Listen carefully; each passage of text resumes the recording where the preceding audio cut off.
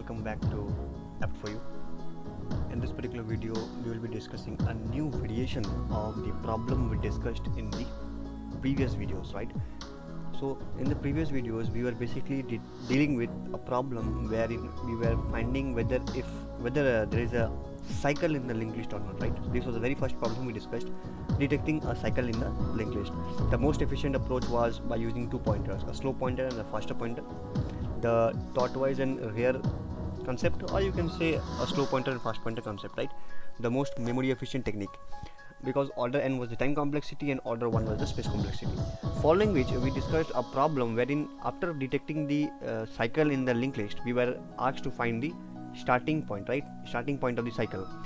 So we were also able to deal with that particular problem, isn't it? Because that problem also followed the concept of the tortoise and hare, or the slow pointer and fast pointer concept.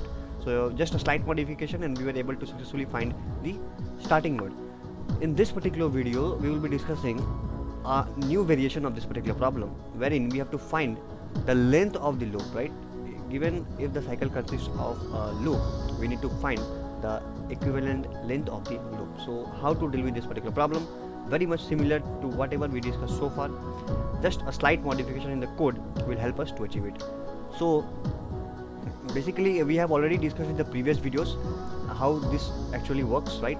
So I'll not be repeating it again, that how these things are actually working. So let me just quickly jump to the last point, right, or the final stage. Yeah, so this was my final stage, right? So finally we know that using the slow pointer and fast pointer concept, this will be a point where the slow pointer and the fast pointer will point to the same node, and we concluded that loop exists, right? Loop exists because we saw that the slow pointer and the fast pointer are pointing to the same node. Now we need to find the length of this cycle, right? What will actually be the length of this cycle? So how do we deal with that problem? So in order to find the length of the cycle, the concept says that a very slight modification in the code. What we need to, we have to first of all ensure that both of them are pointing to the same node, right? So obviously when the loop will be detected, the slow pointer and fast pointer will point to the same node. Okay, so the very next thing what we will be doing is the fast pointer, move it one step ahead. So now the fast pointer is actually in this particular node, right? And the slow pointer is at rest at this particular node. Now keep moving fast pointer forward. So if you keep moving fast pointer forward, again it will meet the slow pointer, right? So what will we do?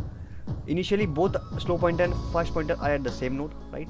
I'll just keep moving forward pointer or the fast pointer forward, and meanwhile I'll count the number of nodes it is visiting, right? So initially if the count is equal to 0, suppose, right, or suppose the count is equal to 0, then it visited here, count equal to 1, count equal to 2, count equal to 3, count equal to 4, count equal to 5, right? And it terminates here. So what will be the length of this cycle, right? So you can see while the forward pointer is moving ahead, meanwhile what will it do? It will count the number of nodes it is visiting. So we will basically keep a variable counter that will basically count the number of nodes that it is actually visiting, right? So this way we can actually find the length of the cycle if it exists in the loop, and if there is no cycle, obviously the length will be 0, right? So I hope you got the concept. And let me repeat it again. So the idea is quite simple. Initially we know that whenever the loop will be detected, the slow pointer and the fast pointer will point to the same node, and the very next step, the fast pointer, what will it do? The slow pointer will be at rest at this position only, and fast pointer will take one step ahead, and meanwhile what will I do? I'll just increase my counter.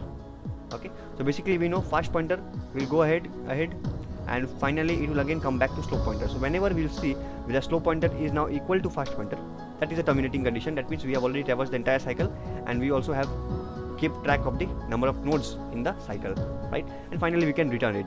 So let us quickly jump into the code and see how the code looks like.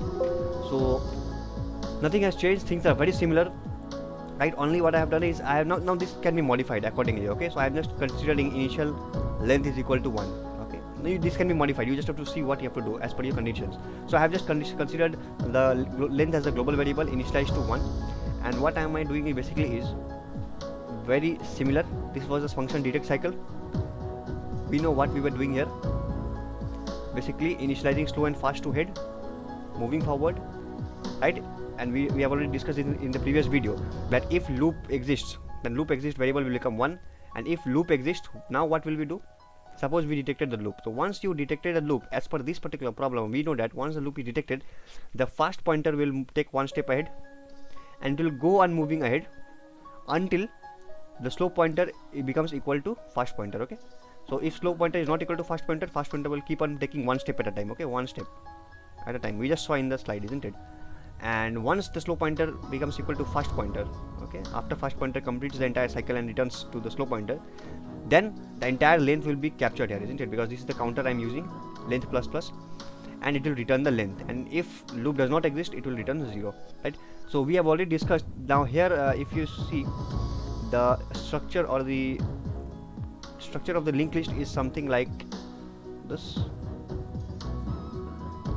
Alright, so the structure of the list is 1, we have 2, we have 3, we have 4, and we have 5, right? This is the head node and this is pointing to null, right?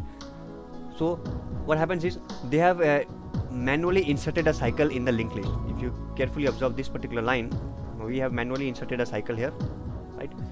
So what happens is head next means head and next 5 times. So 1, 2, 3, 4, 5 is equal to head next. So head of next this, like this. So basically this is the point, right? The starting point of the cycle. So we know that after this particular loops are executed, right? After this particular block is executed, after this particular block will be executed, loop exist will become 1, because yes, we saw the loop, and also the slow pointer and the fast pointer will lie somewhere, isn't it? So suppose for example, a slow pointer and fast pointer are here. Okay, say for example, the slow pointers and the fast pointers are here. All right. So now, how is it working? Basically, fast pointer is taking one step ahead as per this line. Fast pointer is now here, right? And counter is 1 so far. Okay. Again, while slow not equal to fast pointer will move ahead and counter will become 2. So fast pointer will come here now, counter will become 2. Fast pointer will come here and count equal to 3. Getting the point? And now fast pointer and slow pointer have already pointing to the same node. So this is the terminating condition, right? And we'll return the length, and length equal to 3. And that is why I use length equal to 1 as per my design. You can use length equal to 0, but then again you have to make a modification here, slight modification. Alright. So let us quickly see whether the length of the cycle is 3 or not. So here I will be executing the code. Let me erase this. Yeah. So here it is. The length of the loop is 3. Okay. So I hope you got the point. This was a slight modification to be made in the code. And yes, this is what we have to do, and things will work accordingly. So I hope this video was also helpful. Please put your doubts in the comment section, and like, share and subscribe. Thank you.